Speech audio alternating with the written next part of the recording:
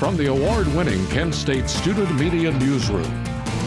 This is Portage County's TV2 News at 6.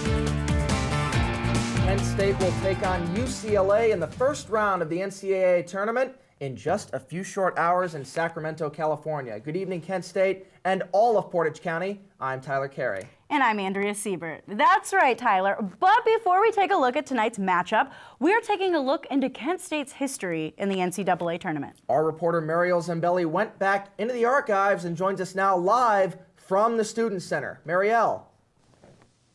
Thanks, guys. Good evening. I am here, and as we all know, March Madness is off to a hot start, and it's going to get even hotter tonight when our Kent State Golden Flashes take UCLA. But it's been a few years since we've been out of the tournament, but where did it all begin? So let's take a look back where it started in 2012. 2002 March Madness NCAA. Kent State wins in round 64, round 32 another win, Sweet 16 a win, and Elite Eight a loss to Indiana. This game was in doubt. That's the story in Lexington, Kentucky. Kent State Golden Flashes have not made it back to the NCAA since 2008. As of 2017, the boys are ready to dance. Kent State men's basketball has been out of the headlines since 2008. 2017 March Madness rolled around, and well, we scored two major headlines. Now, what will the headlines say tomorrow? We'll have to wait and see after tonight's game. Have longed to hear it. Flashes, champions of the road to the NCAA started for the Flashes after beating the rival Akron Zips in 2017 MAC Championship. 2017 marks 15 years since our last basketball team was in the Elite Eight.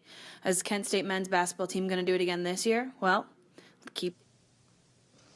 So tonight we'll see what happens, but right now I'm live in the Student Center, and tonight there's going to be a live watch party. Tip-off is roughly around 10 o'clock, and tonight there'll be free food and giveaways to see what our Flashes can do. So come out and join us here at the Student Center. I'm Mariel Zambelli, live for TV2 News. Be a fun time, Mariel. Thank you so much. All right, now it's time to talk about tonight's basketball game against UCLA at the Golden One Center. Our sports director, Chip Reed, is in Sacramento, California with some of the Kent Wired staff, and he joins us now with a preview of tonight's game. Chip? Thank you very much, TC and Andrea. I am here in Sacramento, California, outside of the Golden One Center. Now, in case you guys haven't heard, the Kent State Golden Flashes are partaking in this year's NCAA March Madness tournament.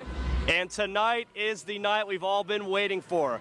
Kent State most definitely has their hands full going against the 3-seed UCLA. Head coach Steve Alford, who is rumored to be going to Indiana soon potentially. They got the superstar Lonzo Ball. Bryce Alford, a senior, is on that team. Last night I caught the practices for UCLA and Kent State. I spoke with Rob Sendroff and a couple of players on the team about as possibly close to the game as I could on how they felt with the game coming up tonight. Take a look. It's just great to be a part of the NCAA tournament. There's only been 6 teams in Kent State history that have done this, so to be part of it and to coach this group, to be able to be out here and play such a storied program, it really is awesome. Akron was on a 30 streak at home. You know, we snapped that, and there was the best conference, and we just know once we beat them at home, we feel we could beat anybody, and plus we had like a big win on the road against Texas. Shows we could play with anybody. We just got to play defense for the most part. From the beginning of the season to now, I've just grown a lot as a player. I've learned how to be able to be a vocal leader, emotional leader, and just being able to lead my team to close wins throughout the year. Earlier in the year, we were having a lot of close games, but we were losing. And I feel like over time, I've just continued to grow and be able to learn how to will my team to wins. Yeah, we're confident of playing that.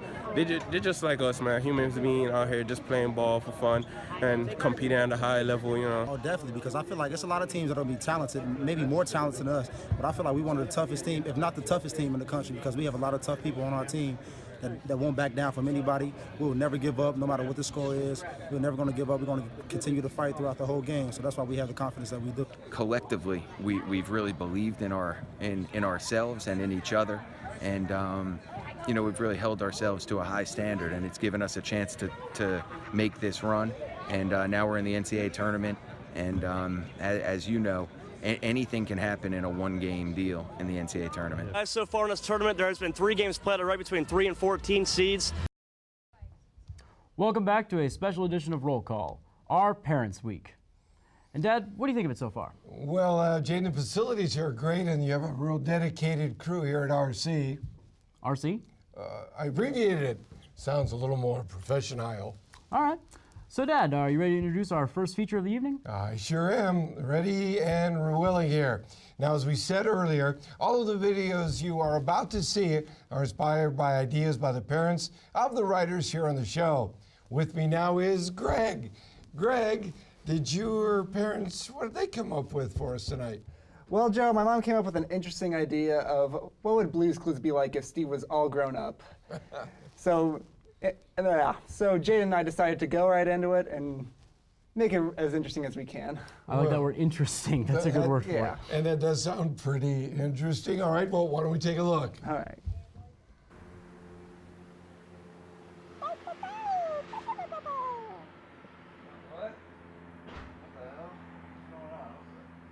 Oh God, no.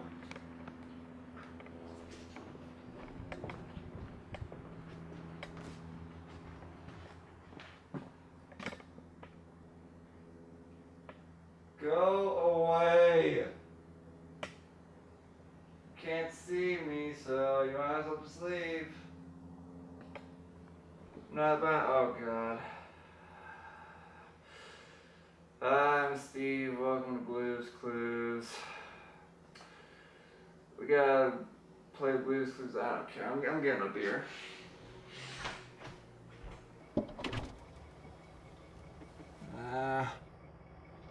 Blue, know where my Mike's heart is? God damn it.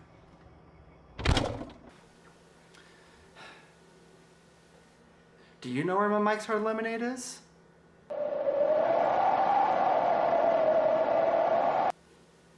Now you don't answer. Is it didn't think.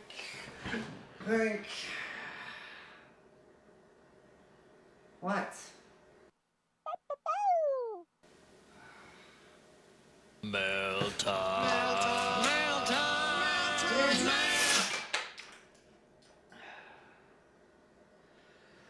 Oh God.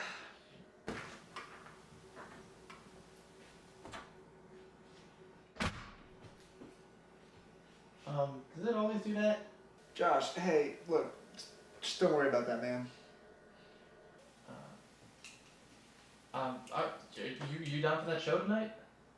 Yeah, I can get going. I just need to find my wallet very quickly. Blue, do you know where my wallet is? Oh God, not this again. Josh, look, just sit down very quickly. I'm gonna go take care of this. I'll be right back. Just be right back.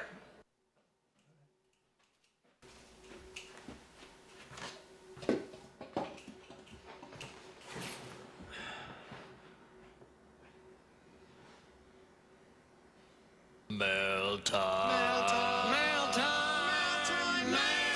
Ah! Oh. All right, Blue, where's my wallet?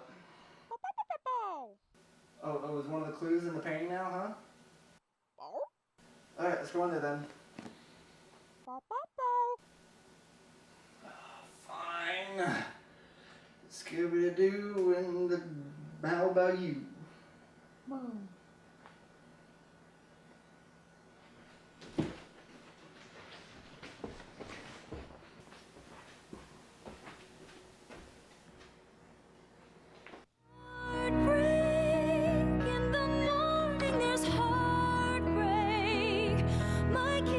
Have left me, and the flowers are dead. I hear laughter, but never for me. No, I'm alone. Dust and refuse fills my soul. Sorrow every moment.